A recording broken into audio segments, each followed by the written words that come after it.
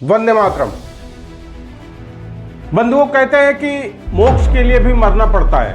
आज का हमारा प्रश्न और शिकायत उन लोगों से है कि जो क्लेम करते हैं कि वो सभ्य समाज से हैं, या जो सिविलाइज्ड लोग हैं कथित रूप से, या जो आम शहरी जिनको नागरिक कहते हैं, उन लोगों से है। क्योंकि वो अक्सर जब राजनीति की बात होती है तो वो अपने लिविंग रूम में बहुत लंबे चौड़े डिस्कशन तो करते हैं कि ये अच्छा वो बुरा, लेकिन जब पार्टिसिपेशन की बात आती है तो वो कहीं ना कहीं बैकफुट पे चले जाते हैं। अगर एक पढ़ा लिखा जिसको वर्ग कहते हैं, या एक सभ्य समाज जिसको कहते हैं, कोई भी व्यक्ति अपने बच्चों को, हर आदमी डॉक्टर, इंजीनियर बनाना चाहता है, चार्टर्ड अकाउंटेंट बनाना चाहता है, कॉरपोरेट में भेजना चाहता है, दूसरे देश भेजना चाहता है, लेकिन आज तक मैंने नहीं सुना कि किसी ने कहा हो कि मैं अपने बच्चे को पॉलिटिशियन बनाऊंगा या राजनीति में भेजूंगा। यदि हमको लगता है, अब उनसे प्रश्न करिए कि ऐसा क्यों, तो वो कहते हैं कि इस गंदगी में कौन जाए। गंदगी के बाहर रह के तो साफ नहीं की जा सकती है, खुद को मैला करना पड़ेगा, तभी आप मैले को साफ कर पाएंगे। और आपको लगता है कि बाहर खड़े होकर उस पर चर्चा करने से ये मैला साफ हो जाएगा, तो ये या तो आप अति उत्साही हैं या तो मूर्ख हैं। आज ये बातें हम इसलिए कह रहे हैं कि आज बिहार में बजट पेश होने वाला था, और उसके पहले विपक्ष, जिसमें लालू के लाल हैं, एक तो पता नहीं उसकी बुद्धि का तो मुझे पता नहीं, दूसरा अनपढ़ है, और भी लोग, कुछ तो पढ़े लिखे लोग भी अपने को हैं। और पढ़े लिखे और अनपढ़ की तो अब बात ही नहीं रह गई है। केजरीवाल जी ने पढ़े लिखे लोगों का भी रास्ता बंद कर दिया है। वो तो पढ़े लिखे ही थे और अभी जेल में बंद थे, तो उनका दावा था कि उन्होंने भगवत गीता 2 बार पढ़ी और रामायण 2 बार पढ़ा, और कहीं वक्तव्य दे रहे थे कि रावण हिरण बन के आया था जब भगवान राम भोजन की तलाश में गए थे। दूसरी तरफ कह रहे थे भगवत गीता में द्रौपदी ने युधिष्ठिर से प्रश्न किया। तो अब अगर इतने ज्ञानी हैं, और तो मतलब अब तो सही बताऊं तो अब सिविल सर्विसेज और IIT कैसे क्लियर किए थे, अगर उनकी कॉपी, मैं अगर कोई प्रोसेस रहता तो मैं स्क्रूटनी के लिए एप्लीकेशन देता कि आखिर ये कैसे पास हुए थे। तो अब पढ़े लिखे लोगों के लिए भी कोई बहुत अच्छी विचारधारा लोगों के मन में नहीं रही, लेकिन अगर अनपढ़ है तब तो वो सदैव ही अहितकारी है समाज के लिए। अभी बात हो रही थी, आज की विपक्ष जो है मांगे कर रहा था कि बजट में क्या क्या प्राविधान होना चाहिए। तेजस्वी तो वो कह रहा था कि 2500 रुपये हर महिला के खाते में। हमने ऐसे ही कैलकुलेट किया कि आखिर क्या बनता है, तो लगभग आप मान के चलिए कि 5 करोड़ से ज़्यादा महिलाएं हैं, तो ये कुछ 15,000 करोड़ के आसपास बैठेगा अगर सारे महिलाओं के खाते में डाला जाए तो 1 वर्ष का। इसी प्रकार बाकी नेतागण जो विपक्ष के हैं, इंडी अलायंस के, वो डिमांड कर रहे थे कि आइडेंटिफाई किया गया है BPL, बिलो पॉवर्टी लाइन, उनके खाते में 2-2 लाख रुपए दिए जाए। तो वो हमने कैलकुलेट किया, इन लोगों ने कुछ 90 लाख से ज़्यादा आइडेंटिफाई किए थे कि जो लोग अति गरीब हैं या जो कुछ भी हैं।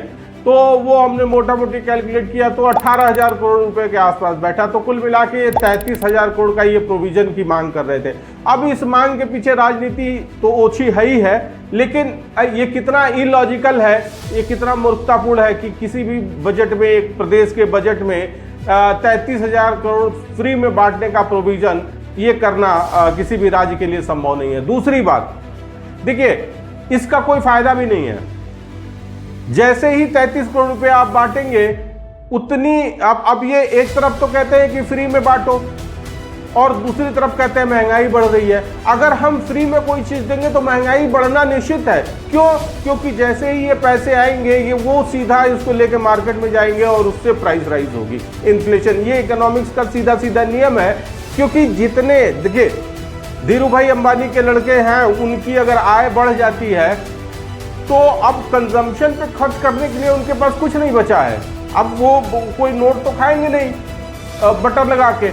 लेकिन जो नीचे वर्ग, जो अभी निम्न आय वर्ग का व्यक्ति है, उसकी बहुत सारी अभिलाषाएं अभी शांत नहीं हुई हैं। जैसे एक रिक्शे वाला है, जिस दिन उसकी कमाई थोड़ी सी ज्यादा हो जाएगी, उस दिन क्वार्टर तो पिएगा ही, उसके साथ चखना थोड़ा क्वालिटी का लेगा। जिस दिन और ज्यादा कमाई होगी, उस दिन वो क्वार्टर की जगह पे आधा ले आएगा। तो कहने का तात्पर्य यह है कि वो खा लेगा पूरा, बचना कुछ नहीं है।